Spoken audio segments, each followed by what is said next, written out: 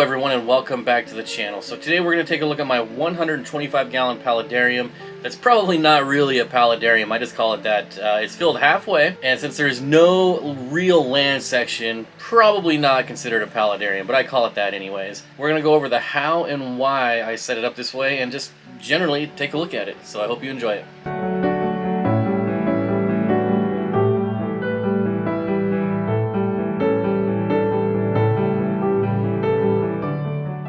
So as you can see, it does sit on the floor here. Now, when I had this set up before I moved fish rooms, I never really enjoyed this tank being on the floor. And I'm not a big fan of floor tanks to begin with.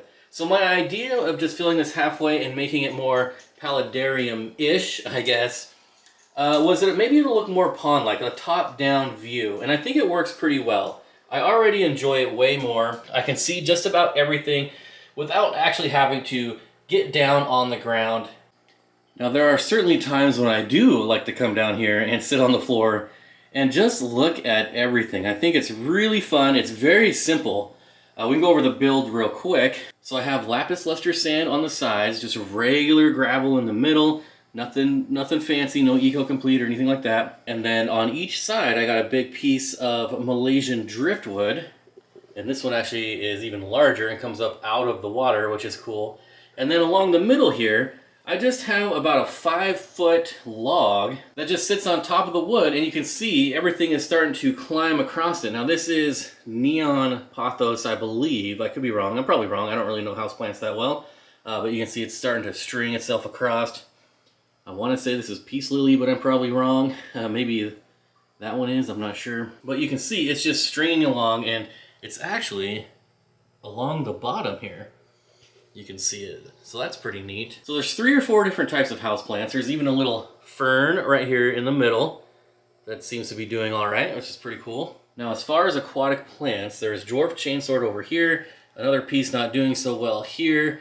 Then we come towards the middle where there's, it is just kind of growing across here. But there's some AR here. I'm not even going to try to pronounce the name. This is Rotala Bangladesh that I'm trying out. I only have a few stems, so it's going to take a lot for this to propagate and actually spread out. But as you can see, it is doing fairly well. And then this long plant here is dwarf sage. And then we come back to dwarf chainsword. And then we have this nifty little piece of wood over here with some spiky moss growing out of it. And as you can see, the shrimp really like that stuff. Then there's a big clump of Substrate that has grown super fast right here. It's very frustrating because that is where the outlet of the only filter in this tank comes from. And you can see the intake there in the bottom. This is a Seche Shark 800, just one. That's the only thing that filters this entire tank. But since that clump of Substrate has grown, it's killed all flow. There's basically no flow left in this tank. Back in the corner, lots of flow, but it doesn't really make it out of the corner anymore. So I might add a second one on the left side over here. But we'll see, we'll see. You can see I'm getting a little bit of algae, but this tank's been set up for about 3 months now. So everything's just kind of settling in. I suspect once the dwarf sage and the dwarf chainsword really start to take off, that we'll probably see less and less algae. Now as far as fish, as you can see, there are a ton of fish in here. And look at this guy right here. I don't know if I'm gonna be able to focus on him. Really cool. So again, when I moved, I had all these different strains of guppies and endlers, and I was like, what am I going to do with all of them? Well, this is it. I threw them all in this tank, and they are making some ridiculously colored babies. There's, of course, rainbow fish in here. This is a Radinocentris. There's a group of them. As you can see, there's a small group right there. Another male over here. These are all growing out, so still pretty small. Still got some growing out to do. There are some pygmy corridors that you can see. Here's one all by himself over here. And then there's a ton of these crystal red shrimp.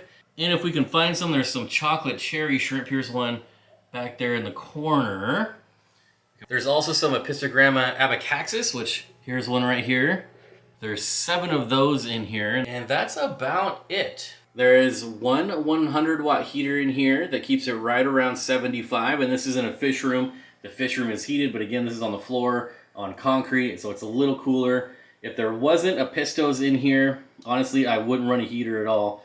The rads, the cories, the guppies, and endlers can go pretty cool temperatures, but because the apistos are in here, I do keep it a little warmer for them.